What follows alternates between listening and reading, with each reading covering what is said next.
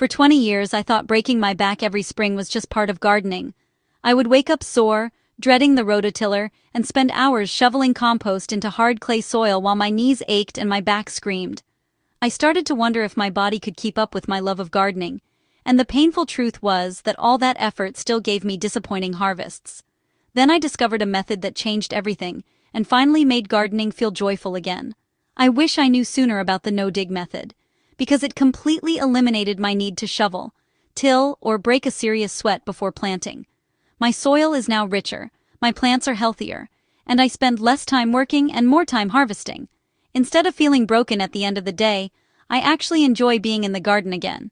Today, I am going to show you exactly how to start your own no-dig garden this spring, using simple, affordable materials.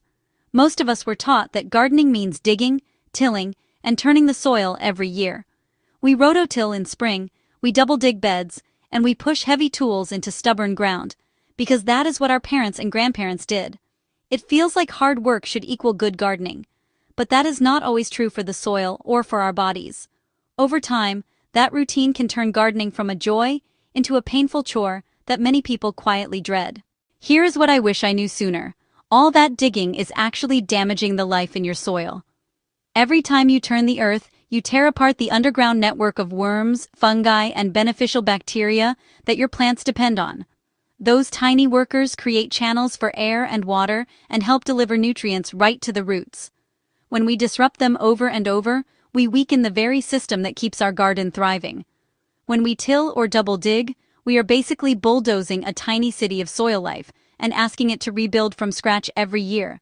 That leads to compacted soil, more weeds, and plants that struggle instead of thrive, even when we think we are doing everything right.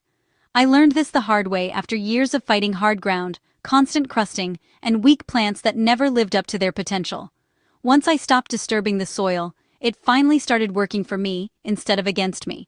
If you are over 50, you also know the physical toll that digging takes on your joints. Bending, lifting, twisting, and pushing heavy tools into stubborn soil is no small thing, especially after years of repetition.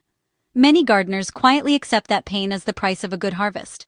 That is exactly why I wish I knew sooner that there was a way to grow better food while doing far less physical damage to my body. No-dig gardening is exactly what it sounds like. Once you set up your bed, you never disturb the soil by turning or tilling it again. Instead, you build on top of what you already have and let nature do the heavy lifting for you. This method is simple, gentle, and surprisingly powerful, especially in heavy or tired soil. It is one of the best approaches I have found for gardeners who want to protect both their bodies and their soil. The basic idea is to smother grass and weeds with a barrier like cardboard, then add a thick layer of compost or organic material on top. Over time, the cardboard breaks down, the roots underneath decay, and worms and microbes move up into the new layer. They transform it into deep, rich soil without you ever swinging a shovel. In other words, you create the conditions, and the soil life does the rest of the work. This system mimics how forests and meadows build soil over time. Leaves fall, branches drop, and everything breaks down slowly on the surface, while worms pull it downward. Fungi spread their networks, and year after year the soil becomes deeper, darker, and more alive. No-dig gardening is simply copying that natural pattern in a controlled garden bed, so we can grow vegetables instead of trees. I wish I knew sooner that I did not have to fight my soil or exhaust myself every spring. Working with nature instead of against her makes gardening both easier and more productive, especially as we get older. Once you understand the concept, setting up a no-dig bed becomes straightforward and even enjoyable. Let's walk through a simple step-by-step no-dig setup you can do in a single afternoon. Step 1 is to mow low. Whatever is in the area you want to convert, grass, weeds, or clover, just cut it as short as your mower will safely go and leave the clippings in place. Do not pull the roots and do not worry about making it perfect, because those roots will decay in place and add organic matter to your new bed. This simple step gives you a flat surface and turns your existing lawn into the foundation of future soil. Step 2 is to lay down your weed smothering layer. Use plain brown cardboard without glossy print as your main barrier, and peel off any heavy tape or plastic labels before you lay it down. Place the pieces flat over the mowed area and overlap each sheet by at least 6 inches, so there are no gaps for weeds to sneak through. Taking time here saves you from a lot of weeding later on. Once you have a solid cardboard layer, it is time for step 3, add compost. Spread a 4 to 6 inch layer of compost evenly over the entire bed, making sure you cannot see any cardboard showing through. You can use bagged compost, your own homemade compost, or well-rotted manure as long as it is fully broken down and not too hot. This is the layer your plants will live in during the first season, so do not skimp if you can help it. If you have extra materials like shredded leaves, grass clippings, or aged wood chips, you can build a simple lasagna by layering them with compost. Start with compost on the cardboard, then add a thin layer of softer material like leaves or clippings, then finish with more compost on top. The different layers break down at different speeds and create a loose, nutrient-rich structure that plants love. It is a great way to use what you already have on hand. Before we go any further, let me pause for one quick request.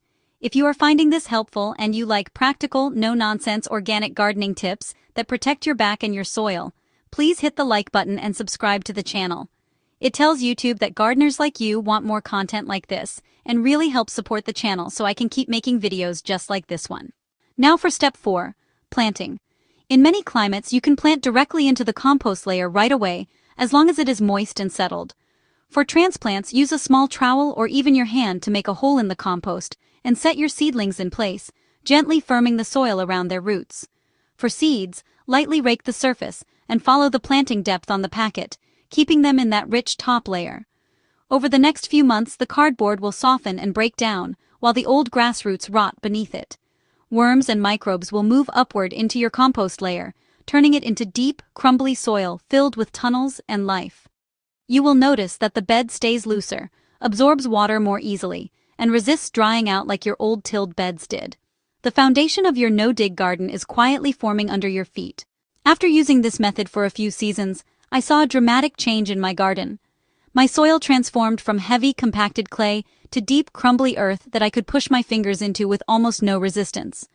Water started soaking in instead of running off, and my bed stayed moist longer between waterings. My plants responded with thicker stems, deeper roots, and stronger growth across the entire garden. I also noticed fewer weeds than ever before. Because the cardboard smothered so many weed seeds and roots, and because I was not disturbing the soil every spring, fewer new weeds were brought to the surface. Most of the ones that did appear were shallow-rooted and easy to pull with 2 fingers. Instead of spending hours weeding, I could walk the bed for a few minutes and stay on top of everything. There are a few common mistakes with no-dig gardening that I wish I knew sooner.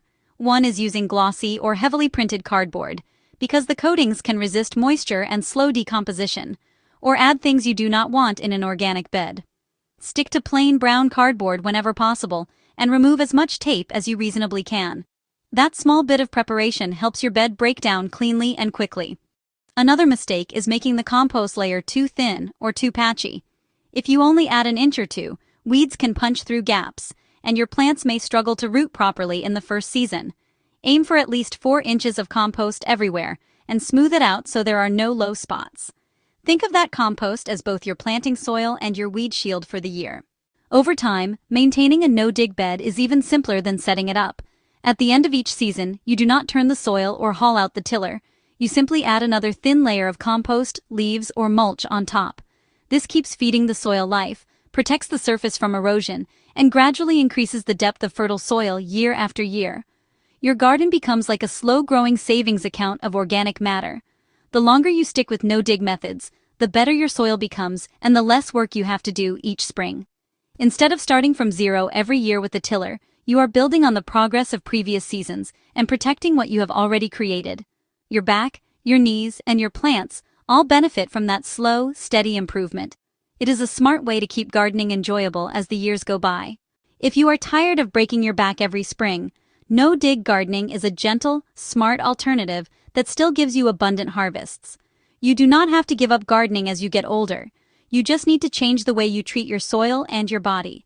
If you enjoyed this video, please like, subscribe, and comment below, and tell me your biggest gardening challenge right now. I might turn your question into a future video to help you and other gardeners just like you.